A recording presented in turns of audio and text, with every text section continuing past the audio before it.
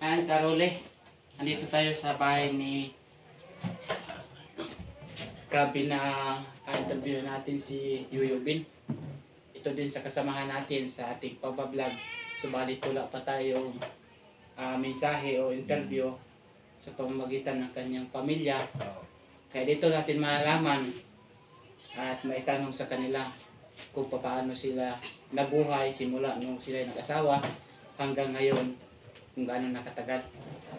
So unang-una sa lahat, tatanungin natin si Yuyubin kung pwede rin ba na isali sa content namin yung kanyang family na ganito pag i-interview. Okay lang ba sa iyo na ikaw ay interviewin? Okay lang sa akin yan.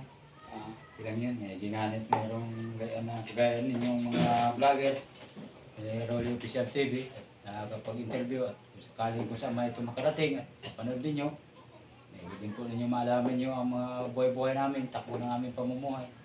Kami po ay isang mahirap lang din. At itong bahay na itong aming itong bahay na itong sisilungan namin, hindi po ito aming sarili, nakikitira lang po kami.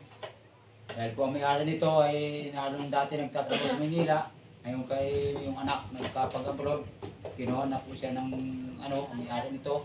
Kinuha na po rin po siya ng anak niya, nasa Dubai. Kaya sa amin po lahat nagkatiwala at pinatirhan habang wala sila dito. Ay kami muna pansamantalang nakatira. Dahil po kami ay walang sariling bahay, may bahay man po ako dati, nag-iba po ng Bagyo.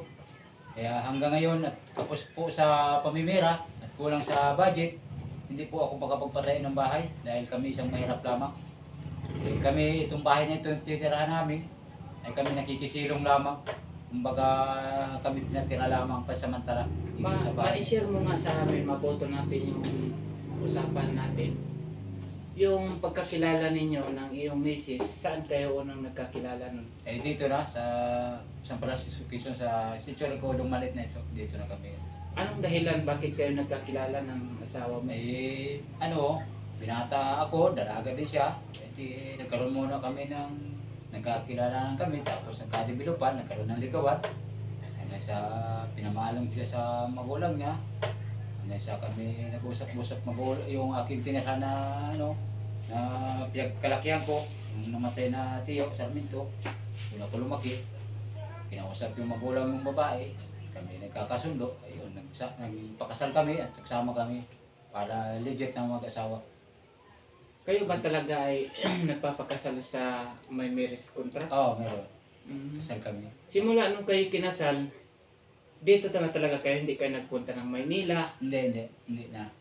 Simula nung ako yung magpamilya, tinaguhid ko ang pamilya ko, dito na ako nagpakabuhay. Ako dati nagalinang, tapos inunguprasan. Yun yung hanap buhay mo? Oo, yung hanap buhay ko, paglilinang. Tapos ako yung nag-apopa ng pangawit, paghila ng nyog. Nilang ang daming tinaguhid ko hanggang sa napalaki ko yung 4 kong anak. May palahi ako na 2 lalaki at 2 babae. Doon naman sa pag-araro na nilinang mo, tamang pagkain lang, inaani ko. Tamang pagkain, hindi... mga ilang sako kaya ang maani? Hindi ako nagabinta, kaya mataas lang na naani ko. Pag minsan, paglugas lang ng mga 5 sako.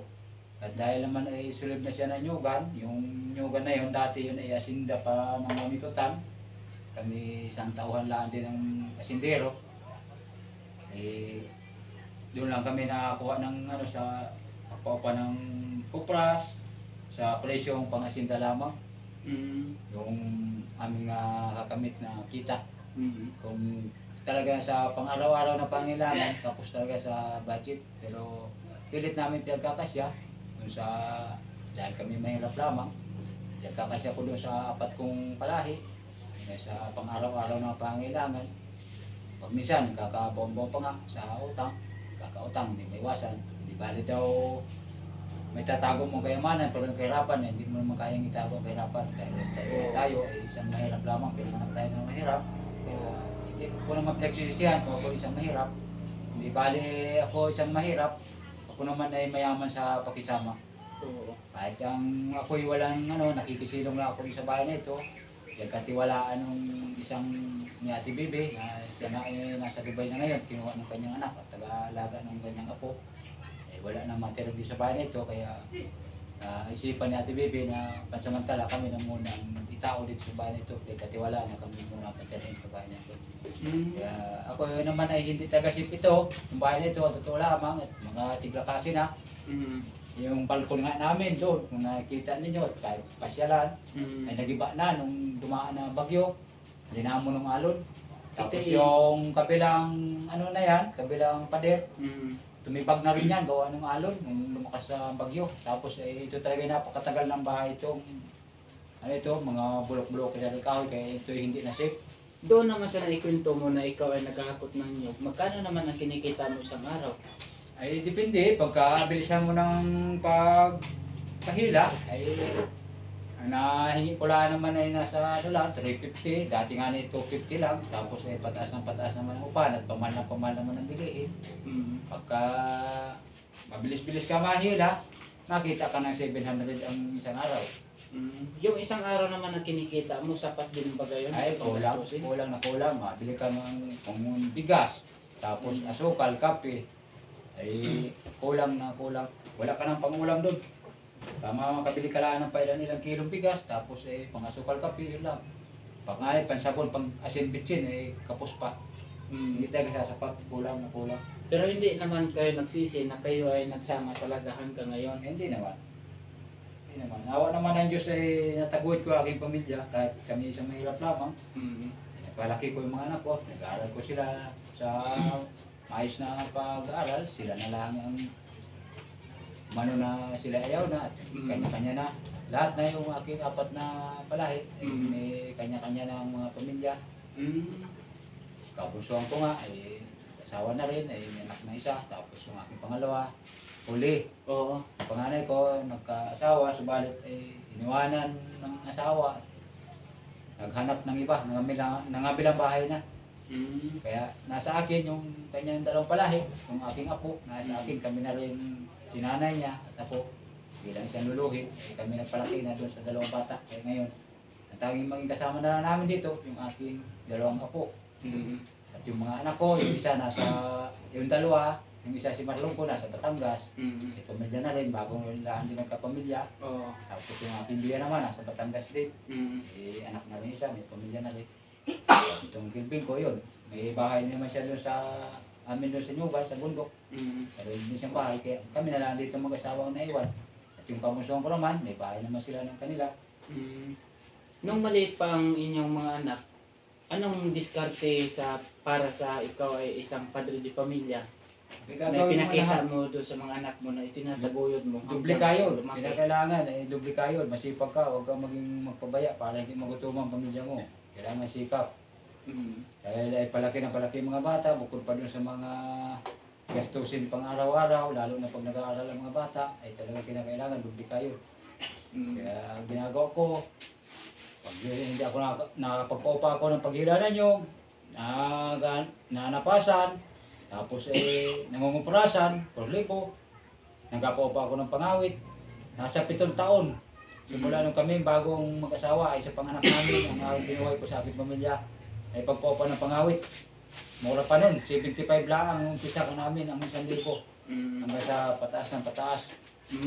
Ay mabuti nga ngayon, maswerte nga ngayon yung mga huling nag-aral ng pangawit at mataas na ang kanilang hingi. Ang 1,000 naabot na ngayon ng 700 na. Ikaw naman nung ikaw ay nag-asawa, ilang taon ka naman? Ako ay 25. Ay yung misis mo? 15. Minor de edad pati ano. Nung kayo nagpakasal na, ilang taon na yung misis May mo? palahin ako na dalawa. Nasa gulang na siya. Gusto ko lang na may palahin akong dalawa bago kami nagpakasal-misyon. Dati ba naging maluwag ba yun na paminsan sa isang taon naging maluwag ang buhay ninyo na masagana sa... Hindi namin naranasan yun. Talagang ang aming kinikita tamang sapat lang talaga. Tulad ngayon, pa nga. Walang trabaho, ito'y sapat din ba na meron kayong kagaya ngayon, pera? Ako wala talaga kaming pera na naitatabi. Talaga magkapera man kami. Napunta lang sa bigas, ulam, sukal, kape, budget sa bahay na sabon, asin, bitsin. Kaya pag minsan, mas madalas pa na walang pera kaysa sa magkapera. Pag sa isang buwan, swerte na kung makahawak ng pera. Dahil, Mga libo o kaya mahigit libo, mm, swerte na. Dahil yung aking kaunting inakupras-kuprasan, mm, meron ako yung kaunting inapagkunan, hindi lang masasapat dahil kaunti ang bunga ngayon ng nyug. mm, Sa tuwing ika-2 buwan naman ako nagkakupras, sa ngayon, baka abutin pa ng 4 na buwan dahil walang bunga nyug. Kaya din nga pagkakitaan.